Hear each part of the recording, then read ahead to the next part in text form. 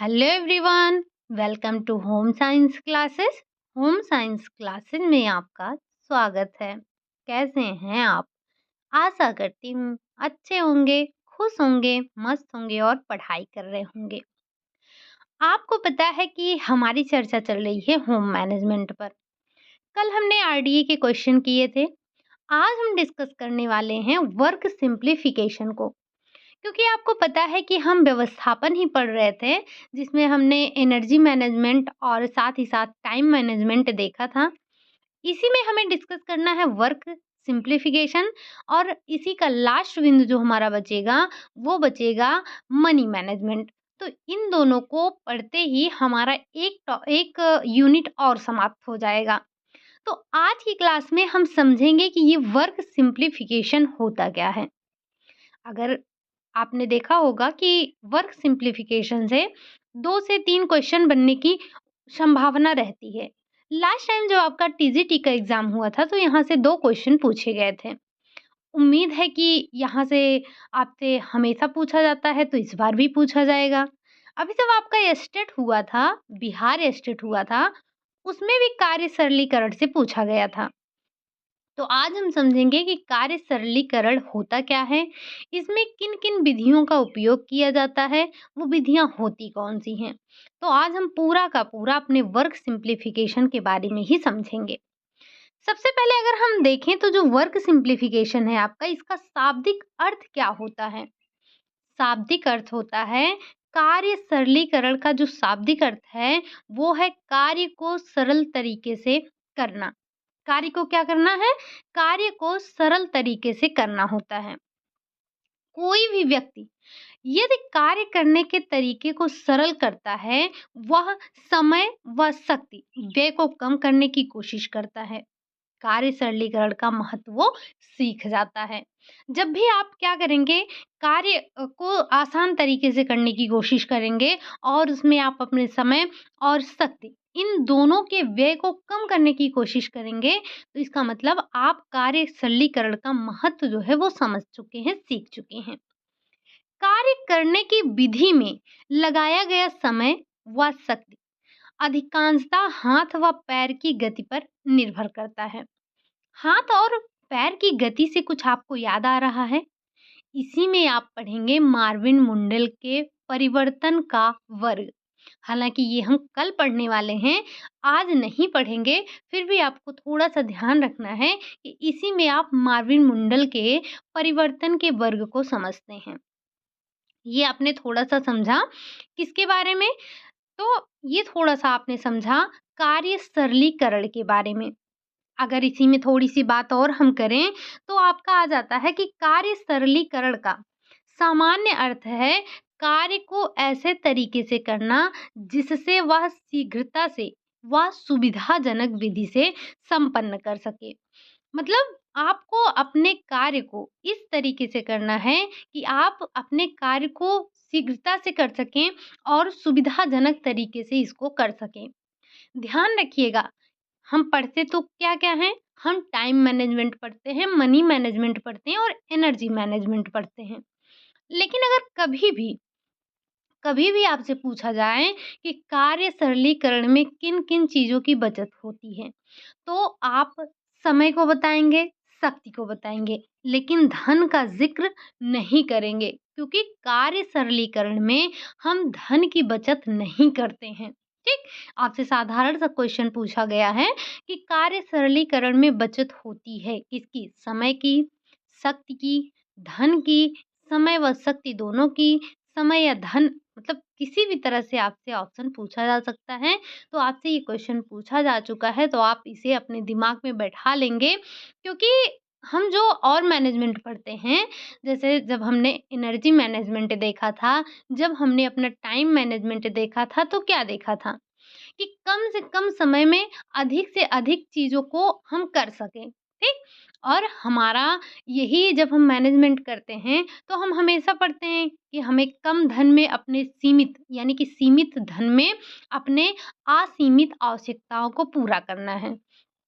लेकिन जैसे ही आप इस टॉपिक में आते हैं, तो इसमें आपके सिर्फ़ 2 बातों की ज़िक्र होती है जिसको आपको बचाना होता है, वो होता है समय और शक्ति होता है। धन को हम नहीं बचाते हैं, मैं बार-बार बता रही हूँ, इस पॉइंट को आप नोट डाउन कर लीजिएगा, ठीक?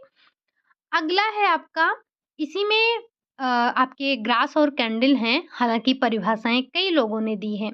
जैसे आपके जो ये राजमल पी. देवदास हैं, निखिल डॉर्सी हैं, ग्रास कैंडल हैं, सबने अपने-अपने आधार पर परिभाषाओं को दिया है। तो हम थोड़ा-सा समझते हैं कि जो ग्रास एवं कैंडल हैं, इनके अनुसार ये जो वर्क सिम्प्लिफिकेशन है, ये होता क्या है? ठीक?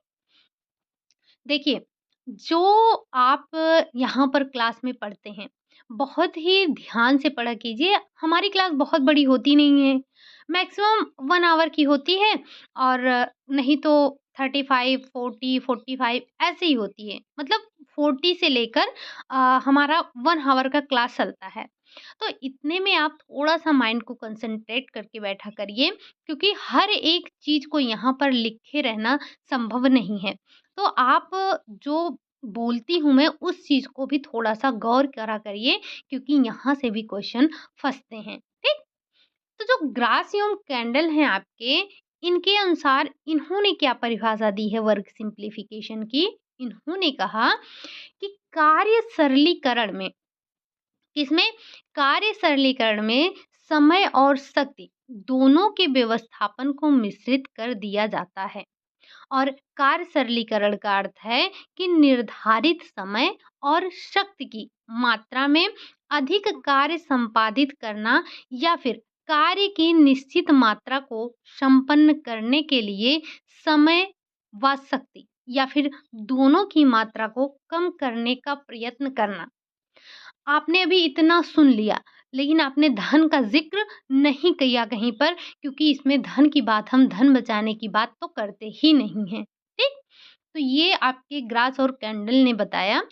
साथ ही साथ अगर हम राजमल देवदास की बात करें, तो उन्होंने कहा था कि किसी भी कार्य को कम मात्रा में समय व शक्ति के उपयोग के द्वारा करने की जो तकनीकी होती है, वही आपका कार्य सरलीकरण कहलाता है। इन्होंने भी वही बात कही।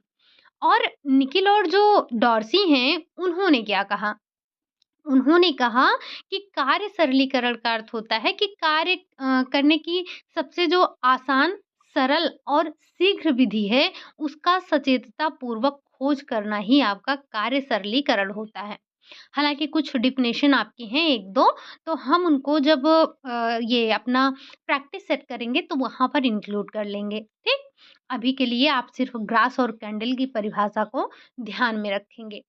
तो जैसे आप इन लोगों की परिभाषा सुन रहे हैं, चाहे ग्रास और कैंडल की हो, या फिर निखिल और डॉर्सी की हो, या राजमल देवदास की हो, तो इससे आपको क्या पता चलता है?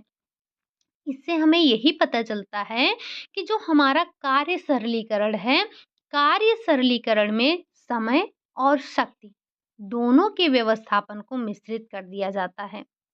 ये एक सामान्य तथ्य है कि अगर किसी कार्य को करने में लगने वाले समय में कमी की जाती है, तो शक्ति के व्यय में अपने आप ही कमी हो जाती है। जैसे आप कोई कार्य कर रहे हैं, तो अगर कार्य करने में आपको ज़्यादा समय लग रहा है, इसका मतलब आपकी जो एनर्जी है वो ज़्यादा लॉस हो रही है। अगर कार्य को करने में आपने जैसे कोई कार्य किया, कार्य कम समय में किया, तो आपकी एनर्जी भी तो बचेगी, आपकी एनर्जी भी कम लगेगी। अगर आपने कार्य अधिक समय तक किया, आपकी एनर्जी अधिक समय तक व्यय होती है, ठीक? तो जब हम कार्य को कम समय तक करते हैं, तो हमारी जो एनर्जी होती है, उसमें भी कमी आती है, यानी कि एनर्जी व्यय में कमी आती है। लेकिन ये आवश्यक नहीं होता है कि कार्य की जो गति है, वो समान ही रहनी चाहिए, ठीक? तो अगर बात की जाए, ये जो हम कार्य सरलीकरण पढ़ रहे हैं, कार्य सरलीकरण जो है, इसका सबसे पहले कार्य सरलीकरण का जो प्रयोग हुआ था, वो उद्योग में किया गया था। और फिर कुछ वर्षों बाद अमेरिका जैसे विकसित देशों में इसका प्रयोग किया जाने लगा। धीरे-धीरे हमने इसे पूरे भारत में भी अपना लिया। तो सबसे पहले ये उद्योग के क्षेत्र में किया जा रहा था। और अगर ये बात की जाए कि इम्पोर्टेंस कहाँ से आई? अच्छा, ये जो आपका कार्य सरलीकरण है, ये बनाया किसके लिए गया था? ये किसके लिए बनाया गया था? तो शारीरिक रूप से जो अपंग महिलाएँ हैं या स्त्रियाँ हैं, उनके लिए कार्य सरलीकरण एक बहुत ही कह सकते हैं महत्वपूर्ण स्थान रखती है। क्योंकि इन स्त्रियों के पास या तो ऊर्जा की मात्रा ही कम होती है या साधारण कार्य करने की भी इनके लिए इनको ज़्यादा परिश्रम करना पड़ता है। अब जैसे हम हैं, आप हैं, कोई भी एक साधारण सा व्यक्ति है जिसके हाथ-पैर पूरे अच्छे-भले हैं, उसको कार्य करने में अधिक एनर्जी, अधिक समय लगेगा या फिर कोई एक दिव्यांग महिला है या दिव्यांग स्त्री है, उसको कार्य करने में अधिक समय शक्ति लगेगा, उसको लगेगा ना?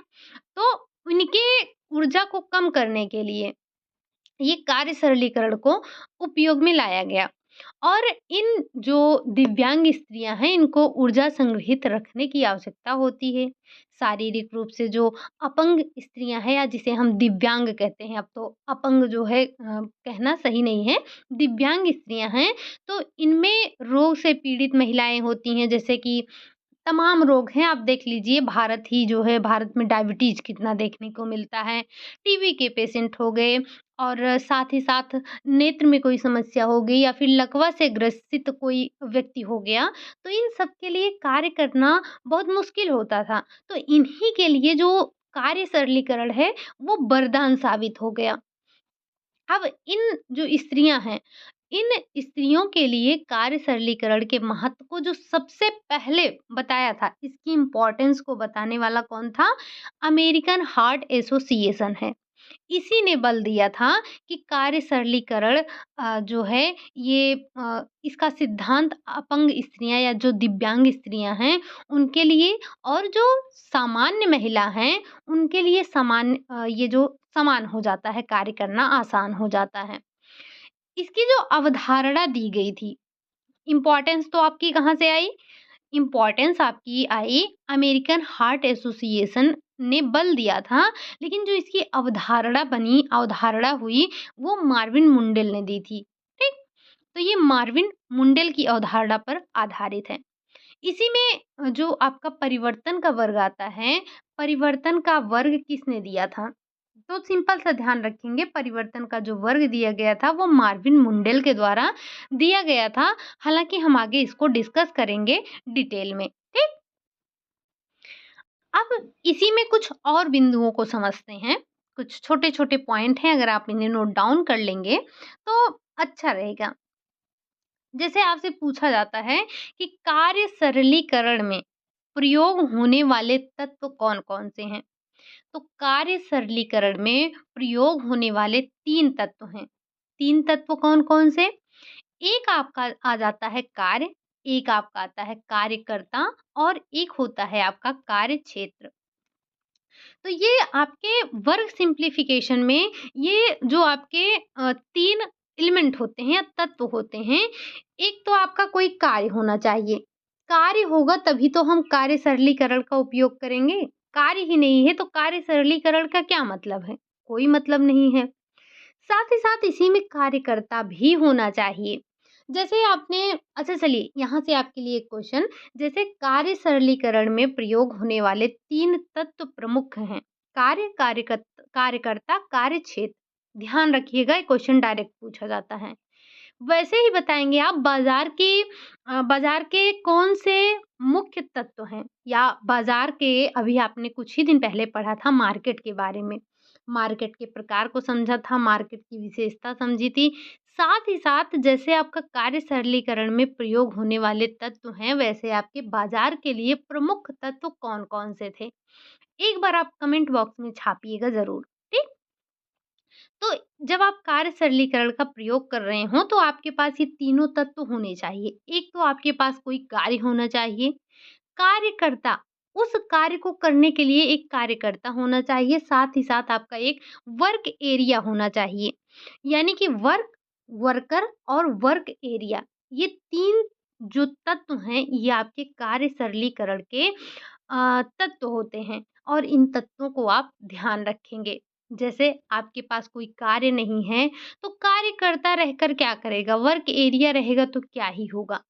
उसी के साथ-साथ जब कार्य क्षेत्र की बात की जा रही है, तो जहाँ पर आप कार्य कर रहे हैं, उस कार्य क्षेत्र की बात की जा रही है, ठीक? तो ये आपके कार्य सरलीकरण के 3 प्रमुख तत्व हैं, जिन्हें आपको ध्यान रखना है, ठीक? अगला है आपका कार्य की क्रियाशीलता। अब ये कार्य की क्रियाशीलता क्या है? तो जब आप कार्य कर रहे हों, तो आपको कार्य की क्रियाशीलता किस पर निर्भर करती है? पहली, आपकी शारीरिक मुद्रा। मतलब आप कोई भी कार्य कर रहे हैं, तो आपको अपनी शारीरिक मुद्रा का ध्यान रखना है। जैसे अगर आप मान लीजिए चेयर पर बैठकर पढ़ रहे हैं, फिर तो ठीक है, सीधी अवस्था में बैठे हैं, चेयर पर बैठे हैं, टेबल लगा है, आप पढ़ाई कर रहे हैं। लेकिन वहीं अगर आप ज़मीन पर बैठकर पढ़ रहे हैं, झुककर पढ़ रहे हैं, आपके पास स्टडी टेबल भी नहीं है, तो ऐसे में जो आपकी शारीरिक मुद्रा है, वो गड़बड़ है और आपको दर्द भी जल्दी होने लगेगा। तो जब भी आप कार्य करें, तो कार्यकर्ता को अपनी शारीरिक मुद्रा का ज्ञान होना चाहिए कि उसकी शारीरिक मुद्रा कैसी है।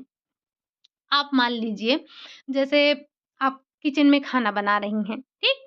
और आपको रोटियाँ बहुत बनानी हैं। रोटियाँ बनानी हैं मतलब हम कह सकते हैं 2-3 किलो आटे की आपको रोटियाँ बनानी हैं।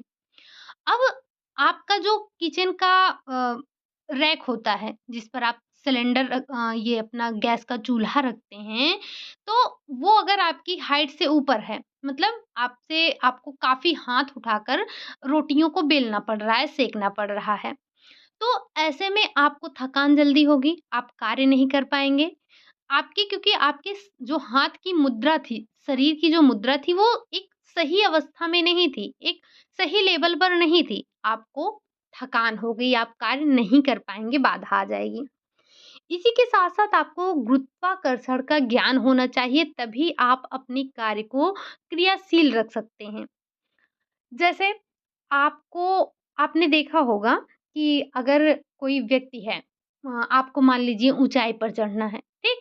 तो आप खड़े होकर एकदम बिल्कुल सीधा होकर जब चलेंगे, तो आपके मतलब आपको थकाई जल्दी लगेगी। मान लीजिए ये सीढ़ी है आपकी, ठीक?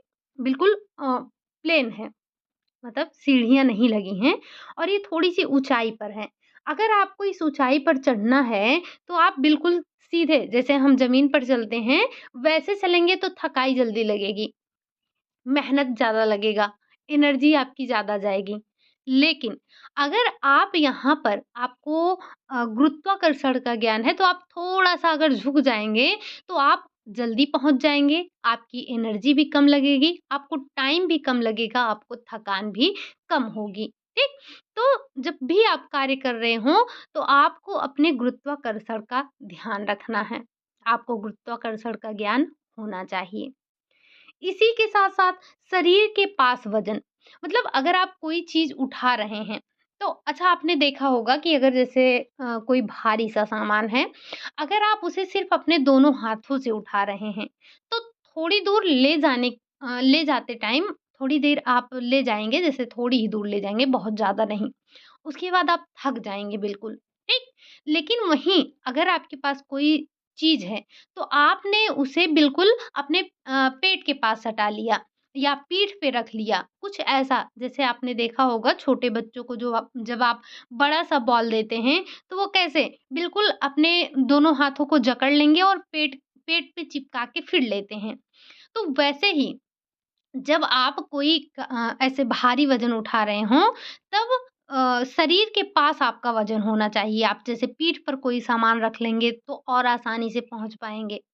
अच्छा, ये पीठ से सामान से याद आया, आपने कभी देखा है ये जो जहाँ पर गेहूँ, चावल ये सारी चीज़ें रखी जाती हैं, जो धर्म काँटा होता है, आप सभी ने देखा होगा जहाँ पर राशन बहुत ज़्यादा इकट्ठे आता है और फिर जो मज़दूर लोग होते हैं, वो बोरे में अनाज को भर लेते हैं। बोरे में आपके अनाज को भर लेते हैं और यहाँ-यहाँ पकड़कर अपनी पीठ पर लाद लेते हैं और जब उन्हें टाली पर नहीं, जैसे आपने देखा होगा ये ट्रक जो होता है, ट्रक में जब उनको चढ़ाना होता है, तो ऐसे ऐसे ही सीढ़ी लगाते हैं बिल्कुल, मतलब उसमें सीढ़ियाँ नहीं बनी होती हैं, ऐसे एक सपाट सा होता है।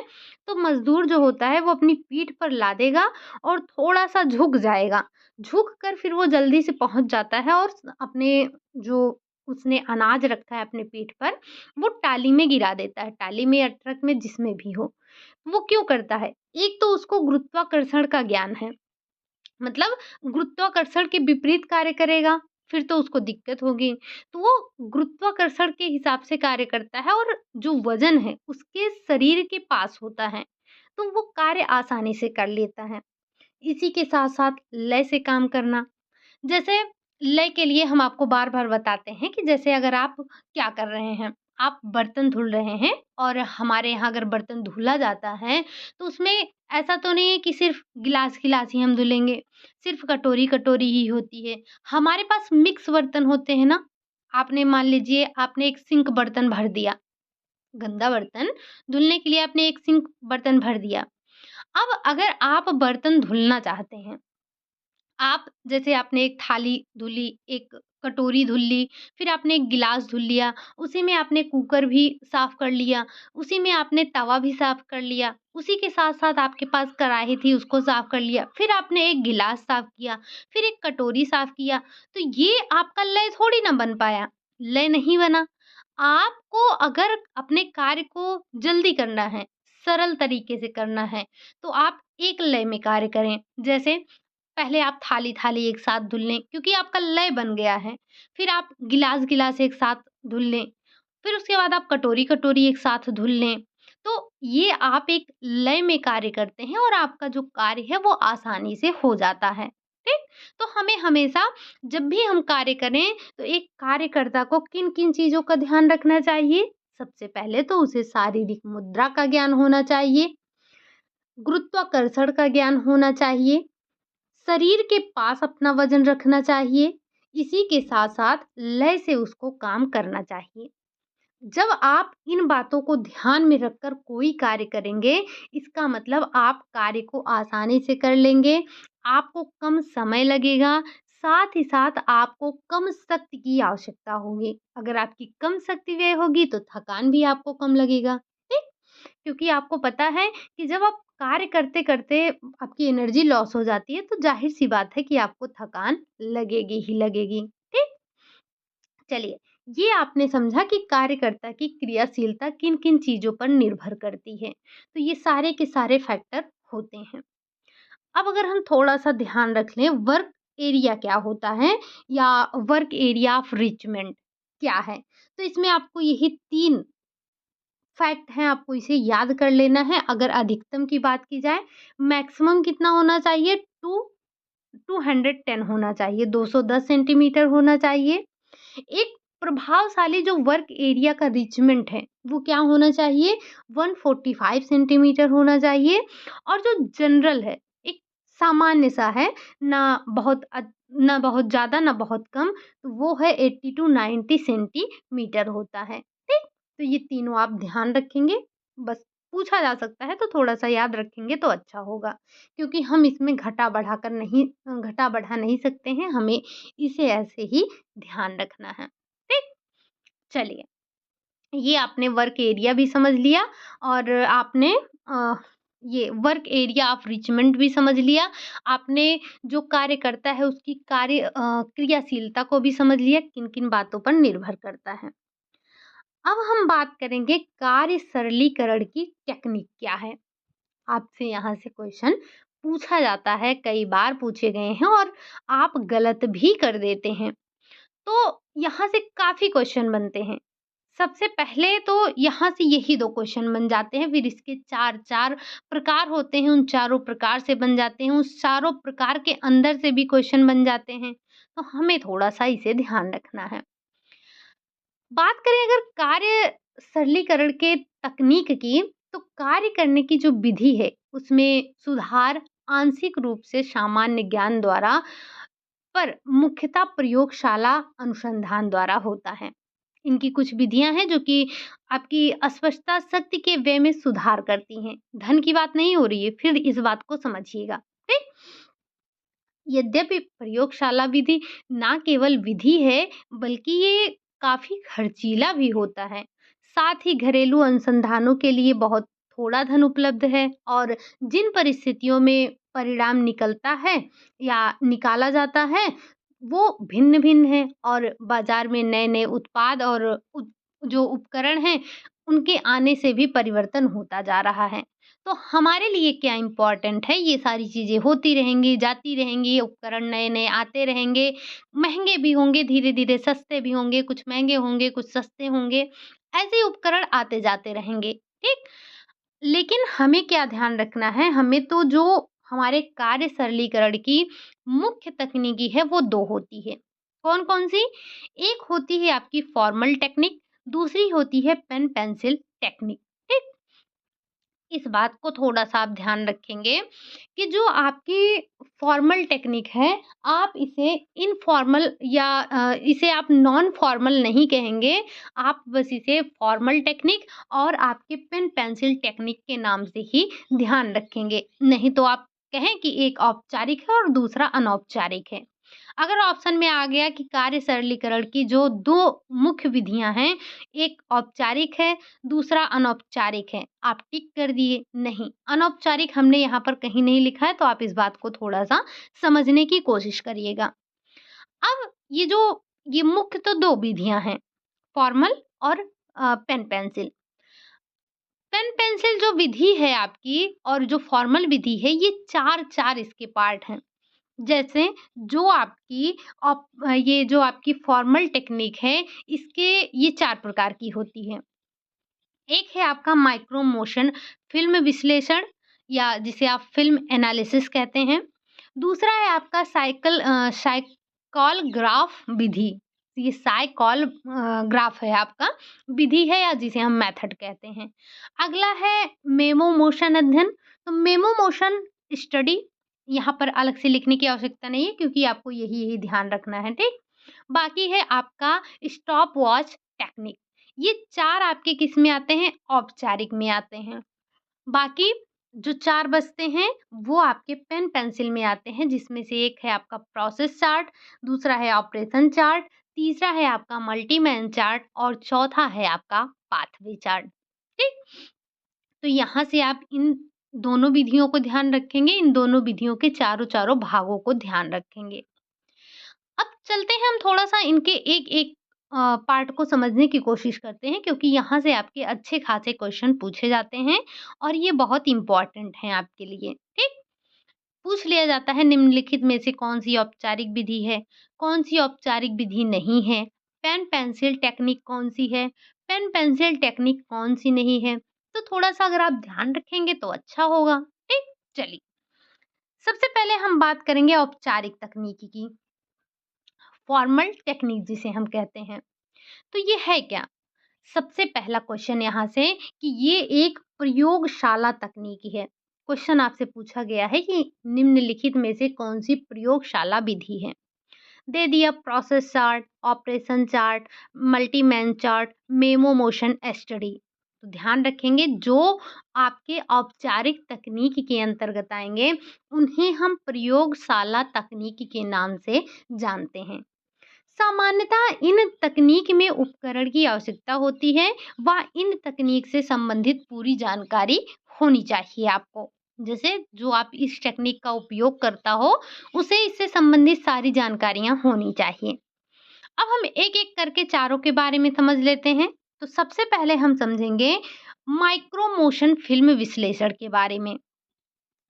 ये जो आपका माइक्रो मोशन फ़िल्म विश्लेषण है, ये प्राथमिक रूप से शोध तकनीक के और इसमें जो शोध द्वारा प्राप्त किया गया परिणाम होता है, परिणाम को फ़िल्माया जाता है और कार्य का जो गतीय चित्र है, सामान्य स्थितियों में ये संपन्न किया जाता है और उसका एक अस्थायी रिकॉर्ड रखा जाता है। मतलब आप इसमें जो छोटे-छोटे कार्य होते हैं, एक छोटे से छोटे कार्य का भी आप विश्लेषण करते हैं और इसमें समय उपकरण का भी उपयोग किया जाता है। इसमें हम क्या करते हैं, तो हम इसमें समय उपकरण का उपयोग करते हैं। इसमें रिकॉर्ड किया जाता है जैसे जो इसका एक अस्थायी रिकॉर्ड बनाया जाता है, बाद में इसी का हम क्या करते हैं, इसी का विश्लेषण करते हैं, इसी के बारे में विश्लेषण कर लेते हैं। दूसरी विधि जो आती है आपकी साइकल ग्राफ होती है, जिसे हम साइकिल ग्राफ, अगर आप साइकिल यहाँ पर देख रहे हैं और इंग्लिश में होगा साइकिल ग्राफ, ठीक? तो इससे आपको कन्फ्यूज़ नहीं होना है कि ये साइकिल है कि साइकिल है, ठीक? ये आपका होता क्या है? तो ये आपका एक फ़ोटोग्राफ़िक यंत्र है। ये जो आपका साइकिल ग्राफ है, ये आपका एक फ़ोटोग्राफ़िक यंत्र है, जिसका उपयोग किसी कार्य को करने हेतु की जाने वाली गतिविधियों के प्रकार के अध्ययन हेतु किया जाता है। साथ ही साथ जब इसे शरीर के किसी भाग से जोड़ा जाता है, तो ये उस भाग की क्रियाओं को बल्ब के प्रकाश के द्वारा, चित्र द्वारा इसको बताता है। मतलब आपने क्या किया, आपने शरीर के किसी भाग में जोड़ दिया और ये उस भाग की क्रियाओं को बल्ब के प्रकाश के द्वारा चित्रित करता है। अब इसी में जो आपका ये चित्रित कर रहा है, मतलब ये जो आप बल्ब के द्वारा, जो बल्ब लगाया जाता है, चित्रित करता है और किए जाने वाले कार्य के परिणाम के रिकॉर्ड को हम देखते हैं और फिर कार्य सरलीकरण और कितना आपका लयपूर्ण हुआ है, कितना आपने आलयपूर्ण कार्य किया है, इन सारी चीज़ों को हम देखते हैं। और ये आपका एक प्रभावशाली तरीका होता है, जिसके द्वारा कार्य की विधि में किस प्रकार हम सुधार कर सकते हैं, इस चीज़ को देखा जाता है। इसी साइकिल ग्राफ में आपका एक नया यंत्र खोजा गया। उस यंत्र का क्या नाम है? ध्यान रखिएगा, क्रोनोसाइक्लोग्राफ यंत्र है। ये जो आपका साइकिल ग्राफ मेथड है, इसी में एक आपका यंत्र खोजा गया, उस यंत्र का नाम है क्रोनोसाइक्लोग्राफ यंत्र। इसमें होता क्या है? तो इसमें दोनों हाथों के बीच की उँगली पर एक छोटा बल्ब लगा देते हैं हम। जैसे जो अंगूठी पहनी जाती है, तो दोनों अंगुली के मध्य में हम एक छोटा-सा बल्ब लगा देते हैं, जिससे किए जाने वाले कार्य का फ़ोटो ले लिया जाता है और फ़िल्म पर उसका रिकॉर्ड बनाया जाता है। ठीक? ग्राफ का नाम याद रखेंगे जो यंत्र खोजा गया और इसमें बल्ब वाले या प्रकाश वाले बल्ब का प्रयोग किया जाता है, इस बात को भी ध्यान रखेंगे। ये हमने दूसरा समझा। तीसरा आपका है मेमो मोशन। मेमो मोशन अध्ययन या फिर मेमो मोशन स्टडी। इसमें क्या है? तो ये अध्ययन में विश्लेषणों को सरलीकृत किया जाता है। कुछ गतियों पर इसमें हम प्रकाश डालते हैं। सबसे पहली बात, यहाँ पर एक फ्रेम का प्रयोग करते हैं। कार्य की विधि का अध्ययन करते हैं, इसमें शरीर का आपका घुमाव कैसे हुआ, इस बात का भी हम अध्ययन करते हैं। साथ ही साथ फ़िल्म का विश्लेषण प्रतीकों के उपयोग से करते हैं और इसमें आपका एक समय उपकरण तो होता ही है, हम गणना फ्रेम पर करते हैं, ठीक? जो फ्रेम उपयोग होता है, इसी फ्रेम पर हम जो समय की गणना है, उसको करते हैं। चौथा है आपका स्टॉप वॉच टेक्निक। अगर आपको याद हो तो यहाँ यहाँ से ये टीएमयू वाला क्वेश्चन पूछा गया था। इसमें हम समय को प्राथमिकता देते हैं। ये जो आपका स्टॉप वॉच है, इसमें हम क्या करते हैं, समय को प्राथमिकता देते हैं। मतलब इस तकनीक में सेकंड के भागों का और गतियों के तत्वों का रिकॉर्ड लिया जाता है। यहाँ पर आप देख रहे हैं समय को कितना इम्पोर्टेंस दिया जा रहा है, मतलब आप सेकंड के भाग का अध्ययन कर रहे हैं। प्रत्येक तत्व के स्तर को स्थापित किया जाता है और कई स्तरों के तथ्य जो होते हैं वो स्थापित हो चुके हैं। इसमें इस तकनीक में सेकंड के भाग का और गतियों के तत्वों का आप रिकॉर्ड रखते हैं। इसमें जो समय मापक इकाई होती है, ये जिसे हम तथ्य समय मापक इकाई कहते हैं, वो है टीएमयू से हम उसको दर्शाते हैं और यहाँ से आप टीएमयू से दर्शाते हैं, इसका फुल फॉर्म ध्यान रखेंगे, टाइम मेज़रमेंट यूनिट। क्या है? Time measurement unit.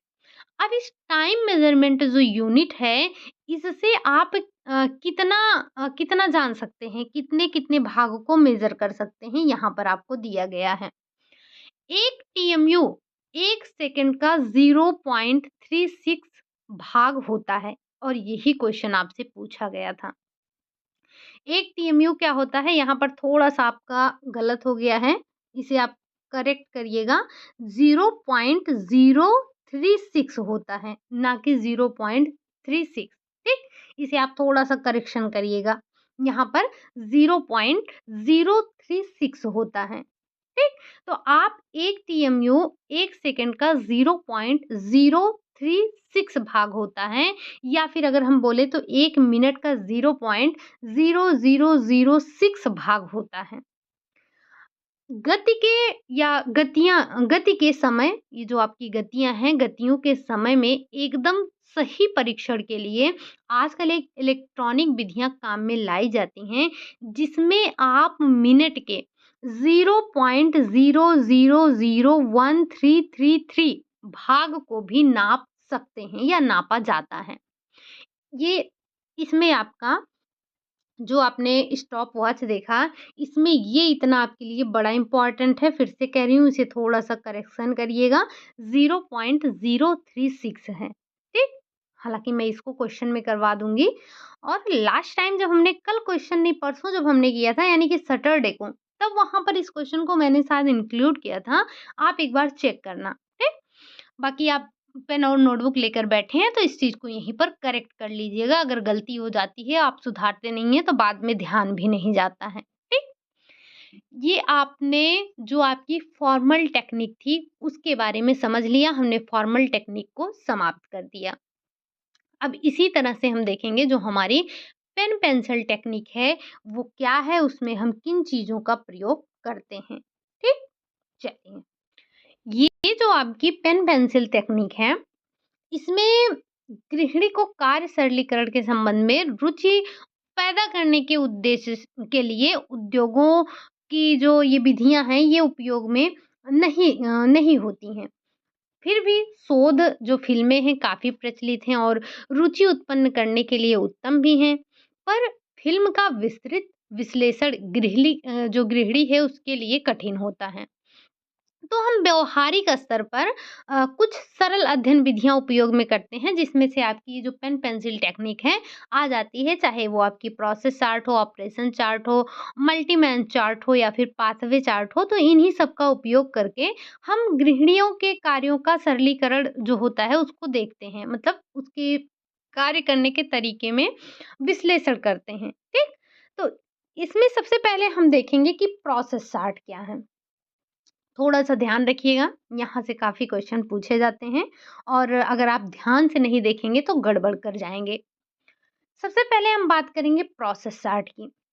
तो प्रोसेस चार्ट में जो कार्यकर्ता है, कार्यकर्ता के कार्य के प्रत्येक चरण का यहाँ पर वर्णन किया जाता है और जब इसमें आप ये जो वर्णन करते हैं, ये एक संपूर्ण शोध होता है और कार्यकर्ता की क्रियाशीलता के साधारण वर्णन से ये भिन्न भी होता है। इसमें हम कुछ प्रतीकों का प्रयोग करते हैं। जैसे यही आपसे पूछा ही जाता है कि कौन-कौन से प्रतीक क्या दर्शाते हैं। तो आपको यहाँ पर 5 प्रतीक मिलेंगे, 5 प्रतीक। यहाँ पर थोड़ा-सा और फिर से गड़बड़ हो गया है, तो उसके लिए हम आपसे माफ़ी चाहते हैं।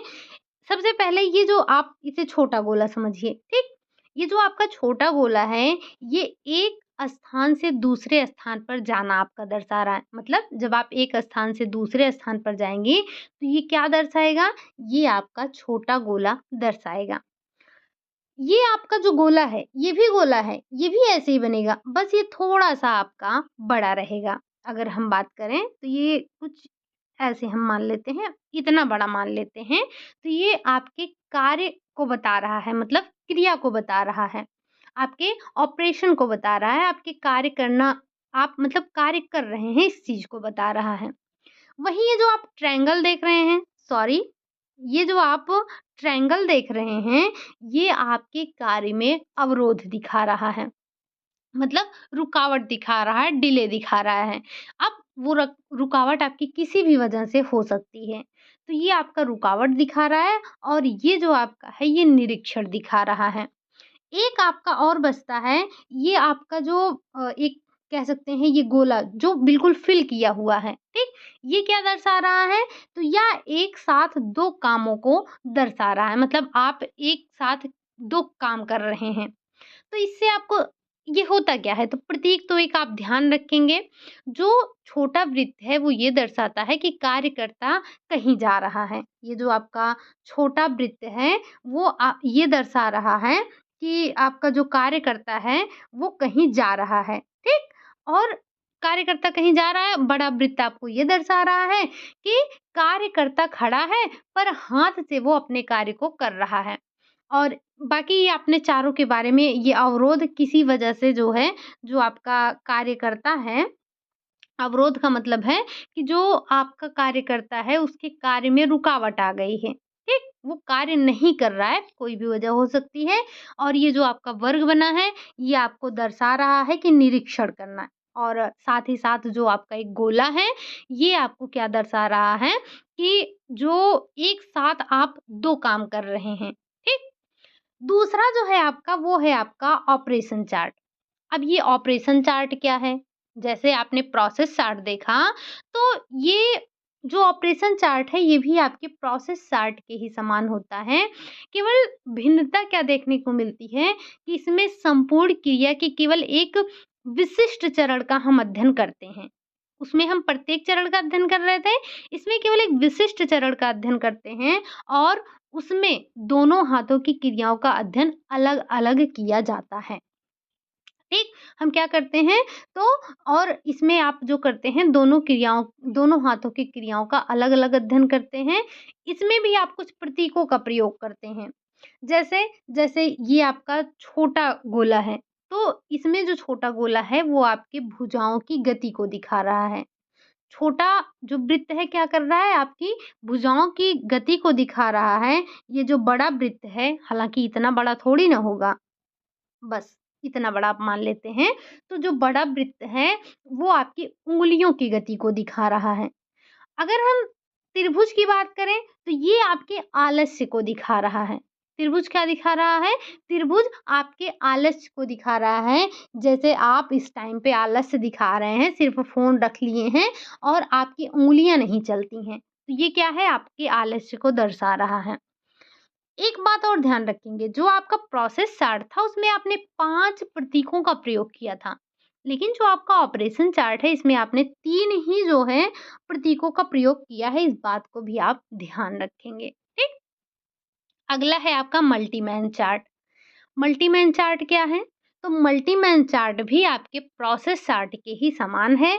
ये ऐसी प्रक्रिया के अध्ययन के लिए उपयुक्त किया जाता है, जिसमें एक समय में 2 या 2 से अधिक व्यक्ति कार्य संपन्न कर रहे हों और इसमें भी आप उन्हीं जो प्रतीक हैं, उन्हीं प्रतीकों का प्रयोग करते हैं, जो आप प्रक्रिया चार्ट में प्रयोग करते हैं। और ये किसी विशिष्ट क्रिया के हेतु बने प्रतीकों का इसमें खोज भी किया जाता है। तो जब आपको 2 व्यक्तियों का, 2 या 2 से अधिक व्यक्तियों के कार्यों का एक साथ विश्लेषण करना है, जब वो एक साथ कार्य कर रहे हों, तब आपको मल्टीमैन चार्ट का प्रयोग करना होता है। लास्ट आ जाता है पाथवे चार्ट। पाथवे चार्ट क्या है? यहाँ से भी क्वेश्चन पूछा जाता है, इम्पोर्टेंट है, थोड़ा-सा ध्यान रखेंगे। है क्या? श्रीमती गिलवर्थ ने सर्वप्रथम अपने साहित्य में इन पिन और धागे की विधि का उल्लेख किया। साधारण सा क्वेश्चन पूछा जाता है कि पाथवे चार्ट का सबसे पहले आविष्कार किसने किया या इसकी खोज किसने की, उल्लेख किसने किया, ठीक? तो श्रीमती गिलवर्थ हैं। बाद में प्रयोगशाला में इसका सफलतापूर्वक प्रयोग किया गया। इसमें एक मकान फ्लोर, यानी कि जो आपका किचन है, उसी के समान आपका एक तख्ते पर किचन बनाया गया। इसमें धागे के द्वारा उन स्थानों पर पिनों को लगाया जाता है जहाँ से कार्यकर्ता मुड़ता है और उस मार्ग को धागे की सहायता से नाप लेते थे। इसमें 2 चार्ट बनाते हैं, एक मौलिक और एक संशोधित। बस इसको आप अगर साधारण से समझें, तो यहाँ पर स्पेस है, यहाँ पर स्पेस है, स्पेस ही नहीं है, यहाँ पर है। चलिए, अगर हम यहाँ पर पाथवे चार्ट की बात करें, तो जैसे आपके पास ये चार्ट बनाया जाता है, ठीक? एक आपके पास तख़्त है, आपने इस पे चार्ट बनाया। अब जहाँ-जहाँ, जैसे यहाँ पर सिंक है, यहाँ पर आपका फ्रिज है, जो भी है जहाँ पर, तो यहाँ पर आपने क्या किया, ऐसे-ऐसे आपने एक पिन चुभो दिया। अब जैसे-जैसे गृहिणी मुड़ेगी, वैसे-वैसे आप जितनी बार मुड़ेगी, वैसे-वैसे हम धागे को मोड़ते चले जाएँगे। फिर देखेंगे कितना बड़ा आपका धागा लगा, ठीक? उसी के हिसाब से फिर हम उसके कार्यों का संशोधन करेंगे और उसको बताएँगे कि आपको यहाँ पर बार-बार नहीं मुड़ना था, कम मुड़ना था। फिर जब वो कार्य सरलीकरण को अपनाएगी और अपने क्रिया में संशोधन करेगी, तो दूसरा चार्ट वहीं बनेगा और वो उसमें लगने वाला जो धागा होगा वो छोटा होगा, ठीक? मतलब आप एक नकली किचन बनाएँगे, लकड़ी का किचन, ठीक? चलिए, ये आपका हो गया क्या जो आपने पढ़ा ये आपकी तकनीकी कार्य सरलीकरण की तकनीक। इसी में आप एक ध्यान रखेंगे डबटेलिंग क्या है? तो जब एक साथ आप कई कार्य करने का कौशल हो, तो उसे हम डबटेलिंग कहते हैं। इसी में आपका आर्गोमीटर आता है जो कि आपकी मांसपेशियों की थकान को मापने का यंत्र होता है। इन दोनों पॉइंटों को ध्यान रखिएगा, कई बार पूछे गए हैं। अब थोड़ा-सा हम कार्य को देख लेते हैं। हालाँकि आपने पहले जब ये फ्राइडे को पढ़ा था, जब आपने एनर्जी मैनेजमेंट पढ़ा था, तो वहाँ पर भी हमने इस चार्ट को देखा था। एक बार देख लेते हैं कि जो हमारे कार्य होते हैं, जैसे हम पढ़ क्या रहे हैं, कार्य सरलीकरण। तो कार्य सरलीकरण पढ़ रहे हैं, इसमें कुछ कार्य जब हम करते हैं, तो कार्यों को हमने अपने 3 वर्गों में बाँटा है। एक आपका है हल्का कार्य, मध्यम कार्य और भारी कार्य। यहाँ से भी क्वेश्चन पूछे जाते हैं। एक बार हम देख लेते हैं कि हमारे हल्के कार्य में कौन आता है, मध्यम कार्य में कौन आता है, भारी कार्य में कौन आता है। फर्नीचर की धूल साफ करना, फर्श की धूल साफ करना, भोजन बनाना, टेबल को साफ करना व व्यवस्थित करना, बर्तन धोना व सुखाना, लंच पैक करना, वस्त्रों की छटाई करना, हल्की धुलाई करना, हल्का प्रेस करना, बाजार जाना। ये इतने सारे कार्य आपके आ जाते हैं हल्के कार्यों में, जिसे हम हल्के कार्यों की श्रेणी में रखते हैं। वहीं अगर हम बात करें अगले कार्य की ये आपका धातु पर पेंटिंग और खरीदना ये सारी चीज़ें आपके हल्के कार्य में आ रही हैं। मध्यम कार्य की बात करें तो फर्श की धुलाई हो गई, कपड़े को फैलाना तार पर हो गया, प्रेस करना, कारपेट की सफाई, मशीन से धुलाई, फ्रिज साफ करना, फर्नीचर पॉलिश करना, सीढ़ियों वाले स्टूल पर चढ़कर ऊंचाई से वस्त्र उतारना, ये सारे मध्यम कार्य में आते हैं। साथ ही साथ अगर हम बात करें भारी कार्य का, तो फर्श पर पोछा लगाना, छोटे बच्चे को गोद में उठाना, पर्दे लटकाना, गीले वस्त्र की भरी बाल्टी उठाना, अलमारी की सफाई करना, खिड़कियों की सफाई करना, फर्श को रगड़-रगड़ कर साफ करना, हाथ से फर्श पर वॉशिंग करना। ये सारे आपके भारी कार्यों में आते हैं। हालाँकि आप कह रहे होंगे कि बस पढ़ती तो चली गई। हमने जो फ्राइडे को क्लास लिया था, जो हमने एनर्जी मैनेजमेंट लिया था, तो वहाँ पर इस चीज़ को एक बार और देखा था, इसीलिए बस हम ऐसे ही इसको आपको दिखा दिए एक बार, ठीक? अब जो आज का आपका लास्ट पॉइंट बच रहा है, वो क्या है? हालाँकि जब हम कार्य सरलीकरण पढ़ रहे हैं, तो ये आपके एनर्जी मैनेजमेंट से अलग नहीं है, ठीक?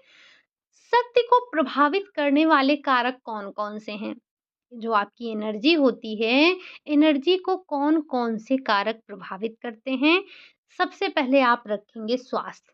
आपका स्वास्थ्य कैसा है? आपकी शारीरिक स्थिति कैसी है? आप स्वस्थ हैं, बीमार हैं, कैसे हैं? तो ये आपके एनर्जी को प्रभावित मतलब एनर्जी को प्रभावित करने वाले तत्वों में आता है सबसे पहला आपका स्वास्थ्य। अगर आपका स्वास्थ्य अच्छा होगा तब आपको जल्दी थकान नहीं होगी, आपकी बहुत ज़्यादा शक्ति व्यय नहीं होगी।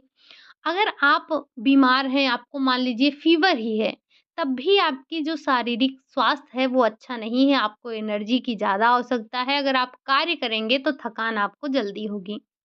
दूसरा है आहार। आहार आपको ये देखना है कि आप आहार कैसा ले रहे हैं। आपका आहार कैसा है? आपके आहार में कितनी एनर्जी आप ले रही हैं? तो ये आहार भी आपकी शक्ति को प्रभावित करने वाले कारकों के ही अंतर्गत आता है। विश्राम, आपने देखा था ना 8-8-8, 8-8 का कॉन्सेप्ट याद है आपको? एक बार कमेंट करके बताना कि क्या है ये 8-8? तो विश्राम, विश्राम करना भी बहुत ज़रूरी है। अगर व्यक्ति विश्राम नहीं करता है, तो भी उसकी एनर्जी जाती है। जैसे अगर हम सिर्फ़ आप सुन रहे हैं आप सुन रहे हैं और मैं बोल रही हूँ, तो एनर्जी किसकी ज़्यादा जा रही? आपकी या मेरी? मेरी जा रही है ना? तो आप सो रहे हैं, तब भी आपकी एनर्जी जाती है। ऐसा नहीं है कि जब आप सिर्फ़ काम ही करते हैं, तभी आपकी एनर्जी जाती है। आप सोते रहते हैं, तब भी आपकी एनर्जी जाती है। क्यों? क्योंकि आप सो रहे हैं ना, आपके अंदर के जितने भी ऑर्गन्स हैं, वो कार्य कर रहे हैं कि नहीं कर रहे हैं? आपका शरीर आप साँस ले रहे हैं कि नहीं? ब्लड पंप हो रहा है कि नहीं? हो रहा है ना? पाचन क्रिया कार्य कर रहा है कि नहीं? कर रहा है। तो इन सब में एनर्जी लगेगी कि नहीं लगेगी? लगेगी ना। तो विश्राम आपके शक्ति को प्रभावित करता है। निद्रा, मनोरंजन ये भी आपकी शक्ति को प्रभावित करते हैं। अगला पॉइंट है इसी में 1-2 पॉइंट और होगा वातावरण। वातावरण आपका कैसा है? ये चीज़ भी डिपेंड करता है आपके शक्ति को। अगर आपको अच्छा वातावरण मिल गया है तो आप कार्य करने में उतनी थकान नहीं होती है। अगर एक ऐसा वातावरण मिल गया है जहाँ पर आपको कार्य करने की इच्छा भी नहीं हो रही है, तो ऐसे में थकान आपको ज़्यादा लगेगी, शक्ति भी आपकी ज़्यादा जाएगी। कार्य का विभाजन, हमें कार्य का विभाजन करना चाहिए।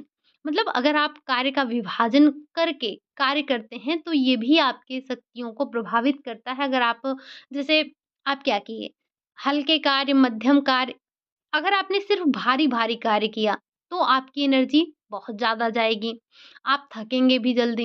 लेकिन अगर आपने अपने कार्यों को इस तरह से विभाजित किया है कि आप पहले भारी कार्य करेंगे, फिर थोड़ा-सा हल्का कार्य कर लेंगे, उसी में मध्यम कार्य कर लेंगे।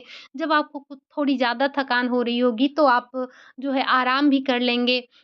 अगर विभाजन की ही बात कर रहे हैं, तो मान लीजिए आपने कोई भारी कार्य किया, फिर आप थोड़ा-सा थक गए तो आपने हल्का कार्य कर लिया या फिर आपने मध्यम कार्य किया, फिर आपने हल्का कार्य कर लिया। जब हल्का कार्य कर लिया, तो आपकी जो एनर्जी थी, वो बहुत ज़्यादा व्यय नहीं हुई, आपको बहुत ज़्यादा थकान नहीं हुई। तो कुल मिलाकर ये आपके कुछ पॉइंट हैं जिनको आपको ध्यान रख लेना है अगर आपसे पूछा जाए कि शक्ति को प्रभावित करने वाले तत्वों में कौन-कौन शामिल है या कौन नहीं शामिल है, तो आपको थोड़ा-सा ध्यान होना चाहिए।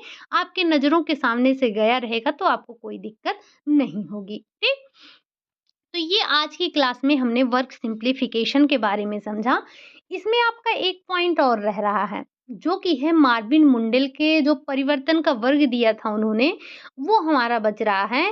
तो थोड़ा-सा लंबा है वो भी क्योंकि आपको पता है उन्होंने 5 वर्ग दिए थे, परिवर्तन के वर्ग जो है उन्होंने 5 दिए थे, जिसे बाद में ग्रास और कैंडल ने छोटा करके 3 कर दिया। तो हमें पढ़ना है उन्हीं तीनों के बारे में बट हमें थोड़ा-सा डिटेल में पढ़ना है। तो थोड़ा-सा टाइम लगेगा, इसीलिए उसको हम कल की क्लास में देखेंगे, ठीक? तो आज के लिए बस यही इतना रखेंगे। क्लास अगर आपको अच्छी लगी हो तो लाइक करिएगा, चैनल पर अगर पहली बार आए हैं तो चैनल को सब्सक्राइब करिएगा, साथ ही साथ कमेंट करके ज़रूर बताना कि आपको कैसा लगा।